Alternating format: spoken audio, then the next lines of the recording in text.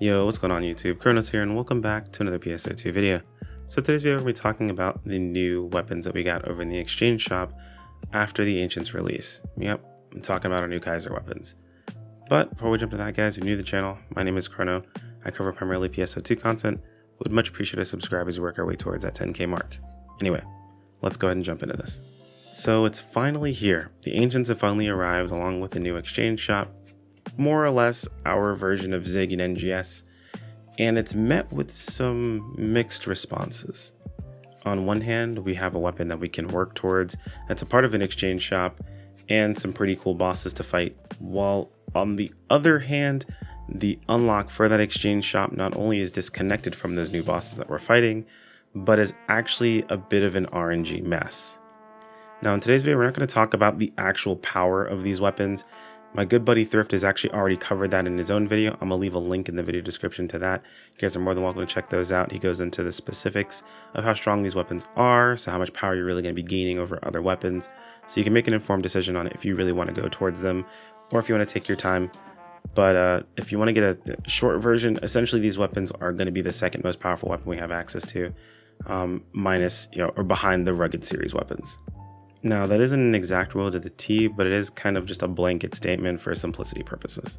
So let's start by talking about everyone's favorite NPC that they love to hate right now, Resso. Resso has a set of quests you have to go through to unlock this exchange shop, and one of those quests involves an RNG step. It requires that we take down 3 very specific enemies. They're considered equalizer enemies. Essentially, they're enemies that spawn that make it more difficult for you to hit other enemies around the area. They kind of provide a shield around them, and you kill those enemies first and then you go after the other enemies afterwards. It was something that was released in the Redum region near the end, and something we saw very common. They're a bit of a thorn in the side. They popped up in Geolab and Rank 2 zones, and you'd kill them and you'd move on. Because they felt so common, we really didn't see too much of a problem with these enemies. Now fast forward over to Kaizaar. I'll be honest, I don't remember seeing a single equalizer enemy in all my time in Kaizaar. And when going out to farm them, because there's no guaranteed way to get them to spawn, there's always just a chance, you run into these situations where there are these severe outliers for people that are trying to get these 3 equalizer enemies to spawn. On one hand, you have players that are taking maybe 30 minutes to get these to spawn, so they're thinking to themselves, not that big of a deal, super easy, kill my enemies, move on.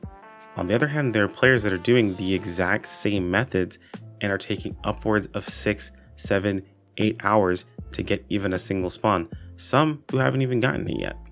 Now, for some people, it's easy to think, well, it's RNG, you've got to keep farming at it, it's not that crazy, but that's just the thing.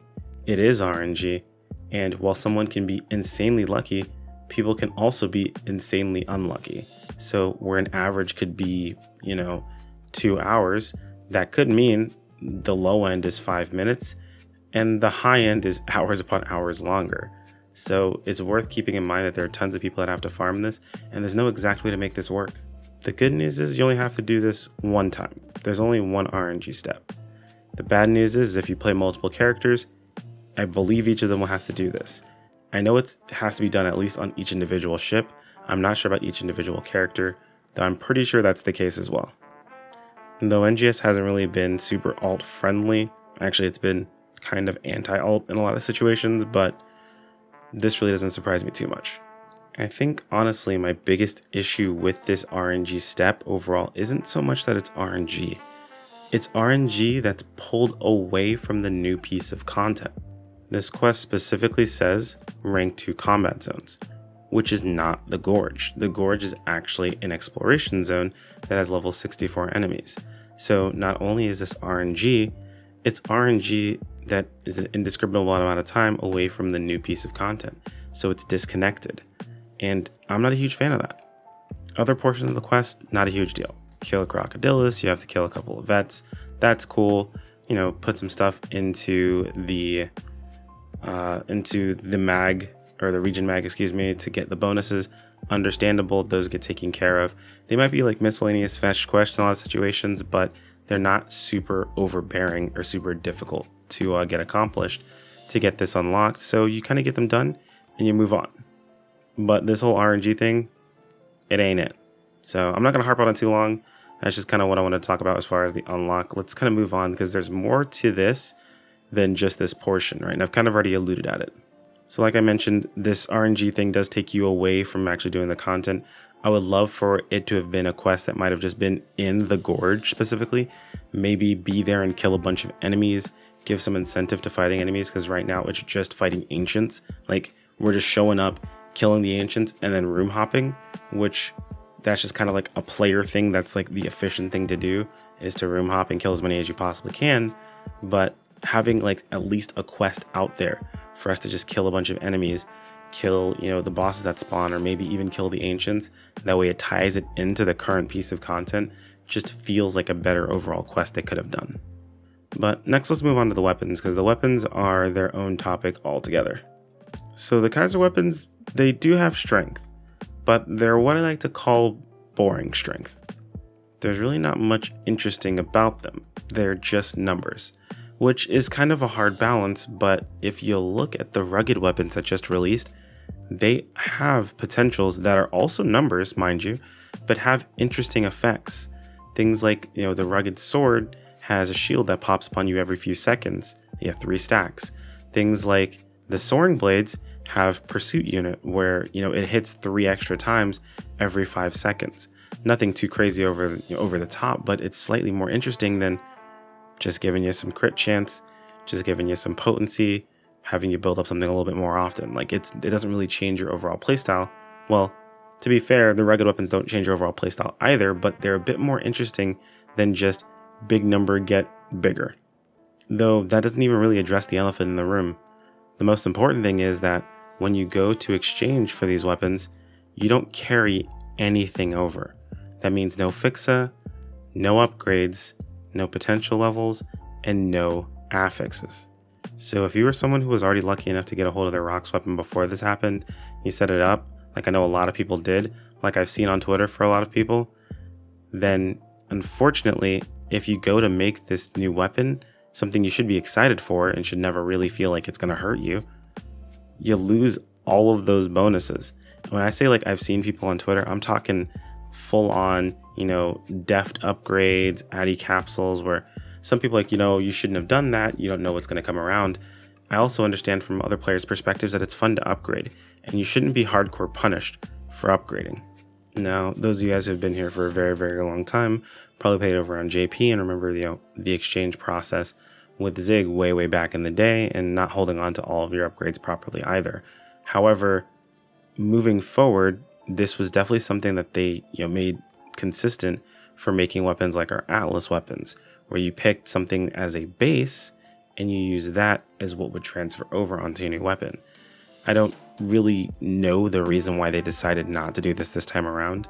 There's pretty much 2 schools of thought, and, you know, there's really arguments for both sides of these, and I would never really discredit one versus the other. Of course, one's much meaner than the other, but I'll explain.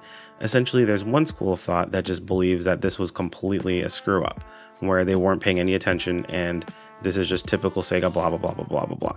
People say this thing all the time. They throw it around consistently. I think it's overused, it's overrated, and kind of just like dismissive and altogether. I do think it's possible they made a mistake. Like, legitimately, I think they might have just not thought about it. To say that it's typical Sega, I think is kind of meh, and it's kind of lame. But realistically speaking, they've made decisions that are much better, and they've done this better beforehand. So I'm hesitant to make those sort of claims. But there is also another school of thought where there's a possibility that they're moving into a different type of upgrade system, and that this is just to even the playing field across the board for players. However, there's 2 major flaws with that situation.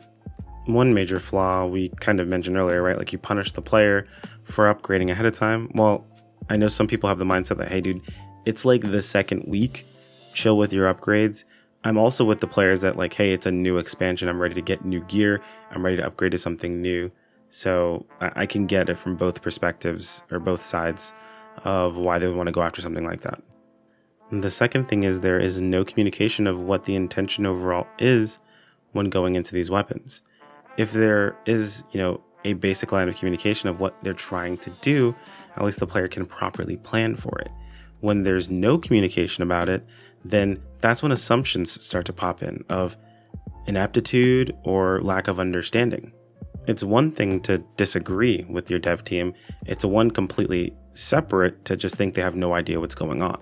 In my opinion, one is substantially worse than the other. So to wrap things up, honestly, this update could have been better. Like, it is on the right track, but there's a couple of things I personally would have changed. First of all, the unlock quest, in my opinion, should definitely have involved Rage or Gorge, like consistently. Whether it be kill a bunch of enemies out there or it be kill the ancients, that unlock process needs to tie into what we already were trying to do with the new content. Secondly, while the Icicle Orbs and Icicle Cube aren't that bad since you farm them directly from ancients, Blizzardium should be in a daily of some sort. I was kind of talking with, a good friend about this, where realistically, if you have not FOMO, but if you have like time gating in a game, it's not a bad thing. But realistically, what you want is like a progression table, like a progression time frame, where you know that in a best case scenario, a player can get a hold of something very quickly. But in the worst case scenario, they'll have enough as long as they complete certain tasks by a certain time frame. And in my opinion, the best way of doing that is just adding Blizzardium into dailies and making it so by the time let's say you have a week to 2 weeks worth of dailies completed, you guarantee have enough Blizzardium to be able to go ahead and pick up your weapon if you don't want to go super crazy with the farming methods that we currently have found out. And thirdly, be a bit more straightforward about the intentions. The problem with being vague in these situations are players are left up to interpretation, and their interpretation can be pretty negative in some situations, and you really open yourselves up to that being the case if you aren't straightforward with it. Situations like why it was so difficult to unlock the exchange shop, why we chose to have a situation where things don't carry over. Like, had it been a situation where the exchange shop was available immediately, we saw this information from the very get-go, we would have had a little bit, it would have been a little bit less of a sting that Rock's weapons didn't transfer any of their stuff over. Now, granted, realistically speaking, it'd be great if they did. All that stuff transferred over for us, because then at that point in time, people could upgrade their Rock's weapons and use them while they're waiting to get their next weapon.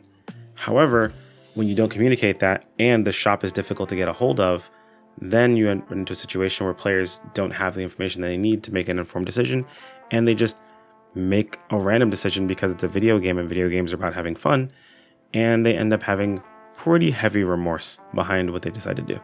And my fourth and I guess final change is probably just like the fan favorite. Just let this stuff transfer over anyway. It's not a huge deal if the player is kind of powerful, it just gives you an excuse to make other things insanely powerful as well. Power scaling is not a terrible thing as long as the entire game scales along with it, so I'm all for it as long as it's a reasonable upgrade path. And that's pretty much all I've got for you guys today. I wanted to give you guys my thoughts on this whole situation because I know a lot of my fellow creators are fairly emotional about the situation itself, and it's sparking some hot topics here and there. But I wanted to provide an informed response and how I think things should move moving forward, because I think it's important to provide feedback, but I think it also kind of limits your feedback or limits your potential for feedback if you're a little too intense. Not to say that it's you shouldn't be intense about some things. It's okay to be emotional, but a lot of times to get your point across, if you're coming at someone or something with a lot of emotion, it doesn't really come across the best way. So I wanted to kind of get my thoughts together and kind of give you guys an idea of how I feel about the situation and provide my feedback, because I feel like it's very important to get that information out there to everyone and get a different perspective.